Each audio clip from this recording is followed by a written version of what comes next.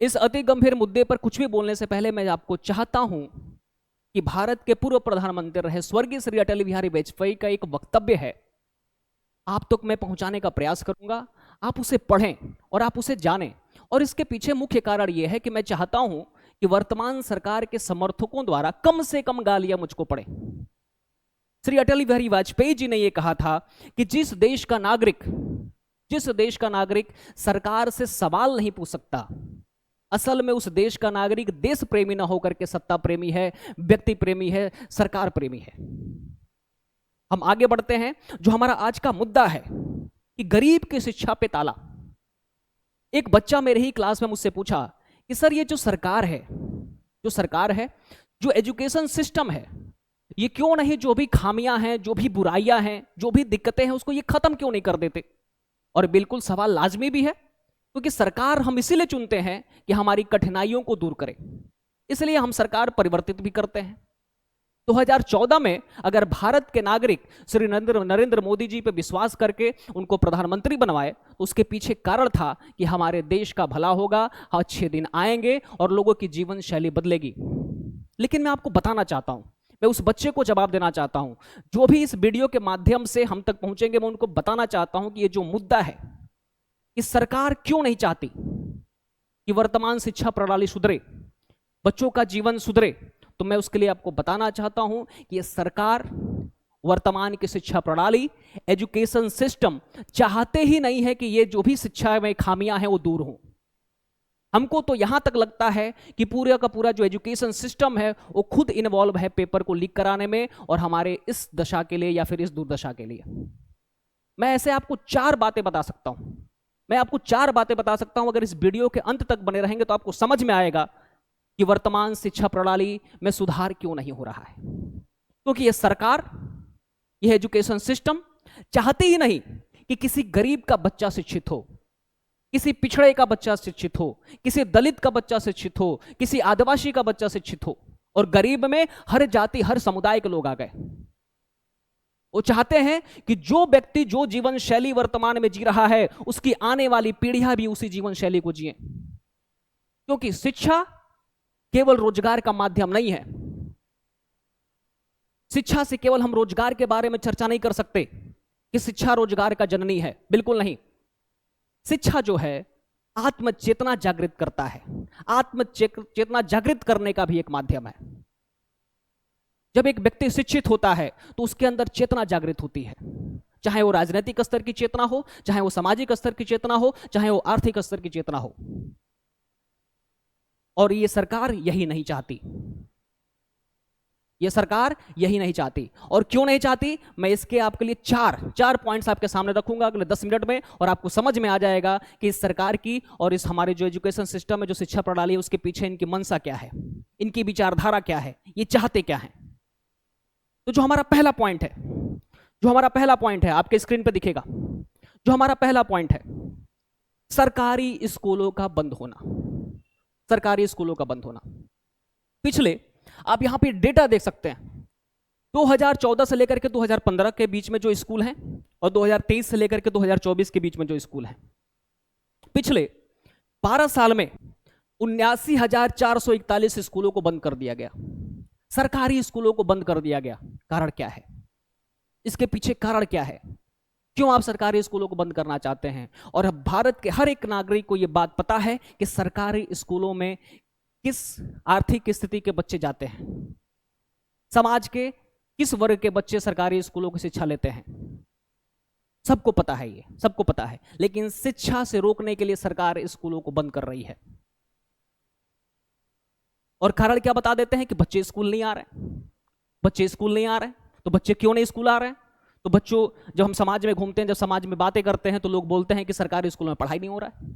सरकारी स्कूलों में कैसे पढ़ाई हो, जो वहां का शिक्षक है उसे आप SIR करवा रहे हैं, उसे आप चुनाव करवा रहे हैं, उसे आप भूसा का लेखा जोखा रखवा रहे हैं कि जो गौशालाएं हैं उनमें भूसा कितना आया, कितना गया, कितनी खपत हुई।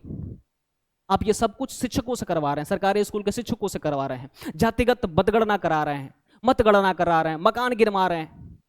तो कब उसे पढ़ाने का समय मिलेगा और कब वो बच्चों को पढ़ाएगा। तो जब सरकारी स्कूलों में जब शिक्षा की गुणवत्ता घटी तो लोग प्राइवेट स्कूलों की तरफ गए। अगर मैं बस यूपी की बात करूं, तो यूपी में अकेले 26,040 स्कूल लगभग बंद कर दिए गए। 26,040 स्कूल लगभग बंद कर दिए गए। तो क्या करे? उस वंचित समाज का बच्चा कहां शिक्षा ग्रहण करे? आप नहीं चाहते कि वो शिक्षित हो। और जो बच्चा प्राइवेट स्कूल में गया, मैं आपको बताना चाहता हूं, 100 बच्चा अगर प्राइवेट स्कूल में जा रहा है तो उसमें से 80 बच्चे आर्थिक रूप से बहुत ही ज्यादा प्रताड़ित हैं। उनके जो अभिभावक हैं, जो उनके पेरेंट्स हैं, जो उनके माता पिता हैं, मैं अगर आपको एक भावुक लाइन यहां पे बोलना चाहूं तो हो सकता है उस बच्चे की मां ने अपना मंगलसूत्र गिरवी रखा हो उस बच्चे के एडमिशन के लिए उस प्राइवेट स्कूल में।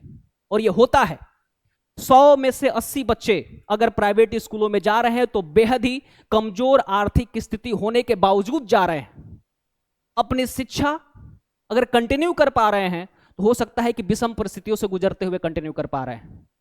और अंत में उनको क्या मिलता है? Paper leak. अब आगे बढ़ते हैं। अब प्राइवेट स्कूल की शिक्षा, चलिए शिक्षित हो रहे हैं बच्चे वहां पे, लेकिन प्राइवेट स्कूल्स पे कोई रेगुलेशंस हैं क्या? कोई उनके लिए गाइडलाइंस हैं क्या कि आप क्यों फीस ले रहे हो, कितनी फीस ले रहे हो, अगर फीस ले रहे हो तो इसके लिए फैसिलिटीज क्या प्रोवाइड कर रहे हो, आपके यहाँ का एजुकेशन सिस्टम कैसा है, आपके यहाँ का रिजल्ट कैसा है, आपके यहाँ के टीचर्स कैसे हैं, क्या वो टीचर्स वेल क्वालिफाइड हैं, उन टीचर्स का बिहेवियर स्टूडेंट्स के साथ कैसा है, क्या स्टूडेंट्स पूरी तरीके से सेटिस्फाइड हैं उनकी टीचिंग से? कोई डेटा आप इकट्ठा नहीं कर रहे हैं।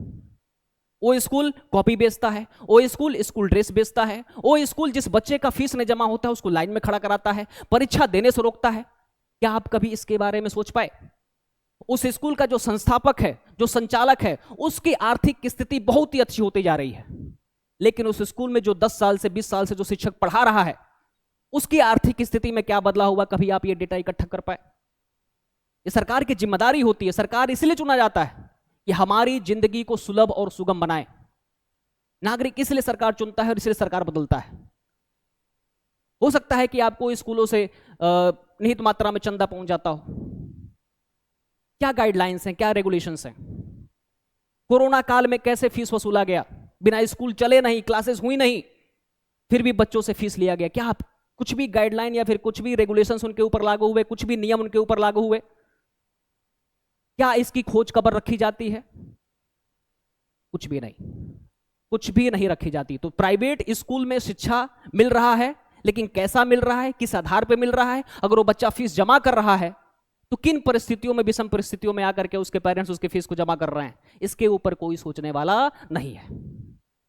और जो मैं दूसरा पॉइंट बताना चाहता हूं आपको, पहला हो गया प्राइवेट स्कूलों का बंद होना, सरकारी स्कूलों का बंद होना और प्राइवेट स्कूलों का बढ़ चढ़ करके आगे आना। दूसरा हम आपसे यह कहना चाहते हैं कि जो शिक्षा है ना, शिक्षा एक व्यक्ति के अंदर, एक विद्यार्थी के अंदर चेतना जागृति का साधन है।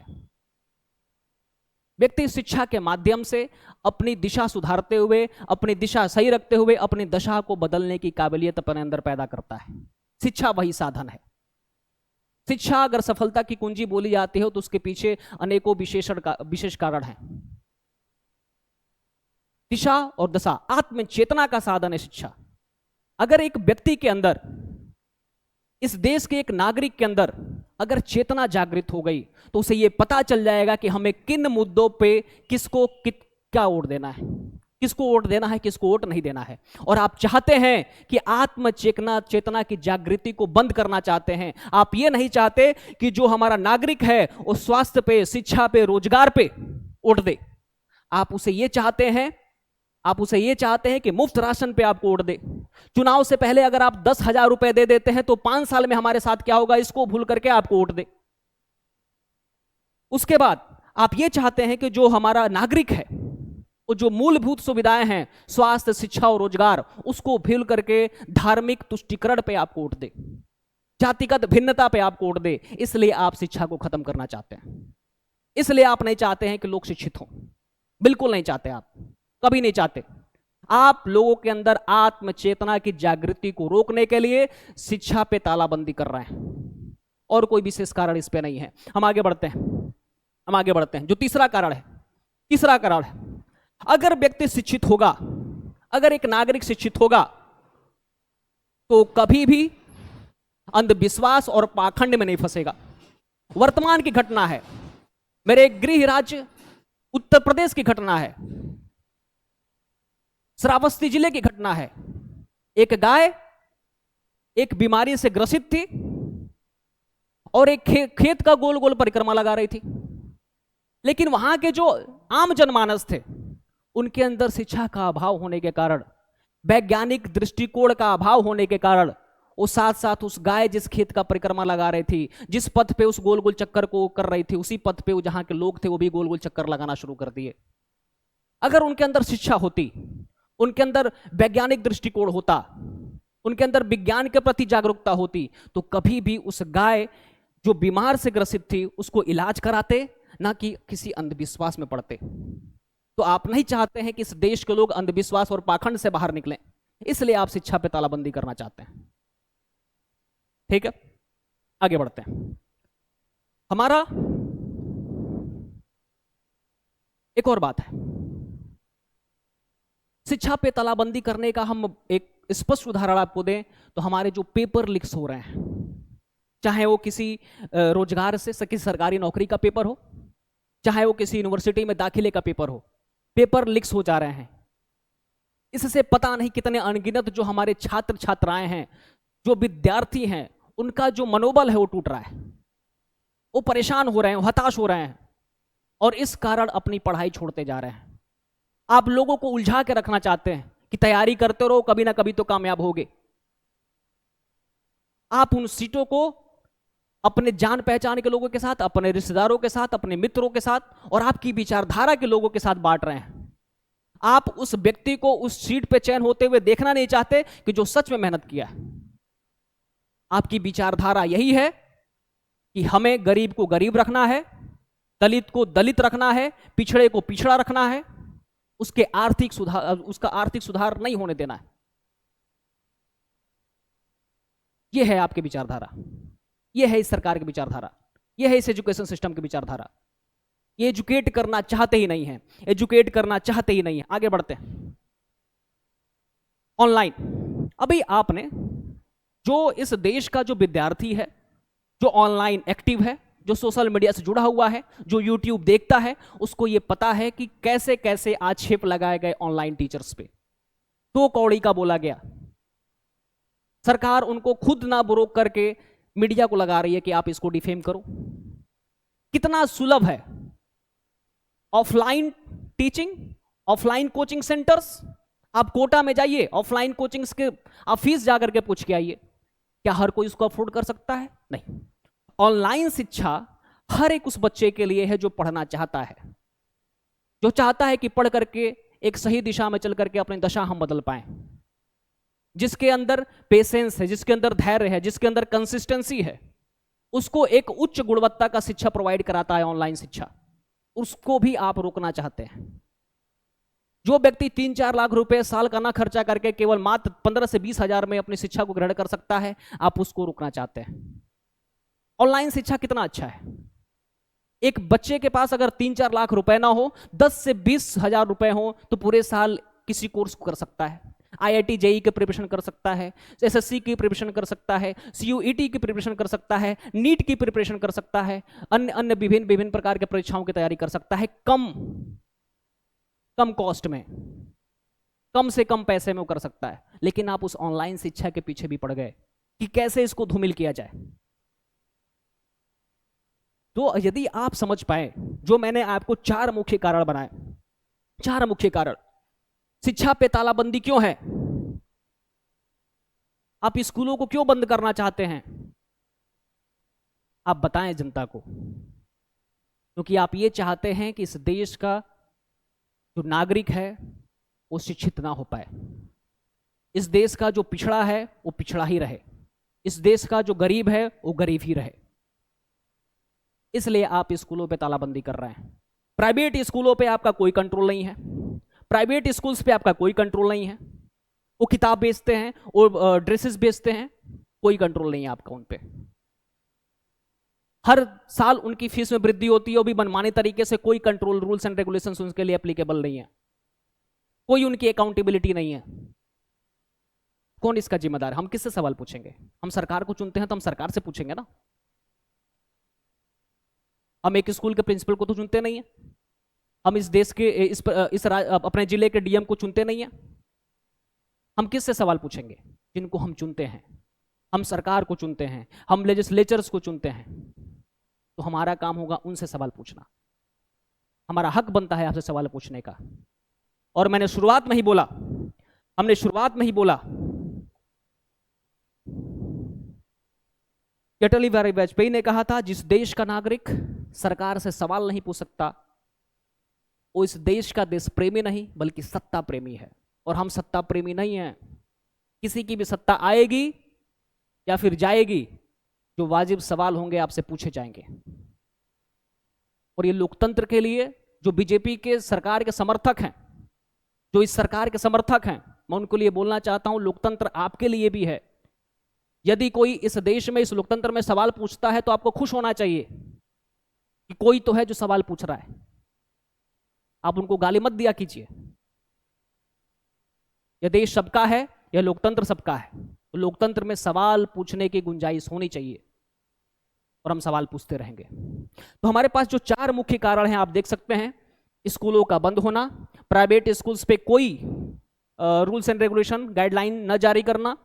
दूसरा, शिक्षा अगर नहीं होगा तो आत्मचेतना नहीं होगा। तो सरकार चाहेगी तो धार्मिक उन्माद के आधार पे, मुफ्त राशन के नाम पे चुनाव से पहले 10,000 रुपए दे करके आपके वोट को प्रभावित कर ले जाएगी। लेकिन अगर आपके अंदर शिक्षा होगी तो आप क्या करेंगे? स्वास्थ्य पे, शिक्षा पे, रोजगार पे वोट देने का कार्य करेंगे। आपके लिए मुख्य मुद्दे ये होंगे, न कि धार्मिक उन्माद, ना ही जातिगत भिन्नता, और ना ही 10,000 और मुफ्त राशन पे आप वोट अपना देंगे। इसके बाद अगर हम देखते हैं तो शिक्षा का अभाव के कारण ही अंधविश्वास और पाखंड का जन्म होता है। आपको इतना अच्छा एक उदाहरण हमने दिया। इसके बाद ऑनलाइन शिक्षा पे, ऑनलाइन शिक्षा को बदनाम करना, उनको डिफेम करना कि भाई मुफ्त शिक्षा और सही शिक्षा कैसे बच्चों तक पहुंच जा रही है। तो बहुत बहुत धन्यवाद। भगवान ने आपको बुद्धि दिया है, आपको इस लायक बनाए कि आप सही बातें सोच पाएं और उस आधार पे अपने जीवन शैली को परिवर्तन कर पाएं। बहुत बहुत धन्यवाद। नमस्कार, बाय बाय।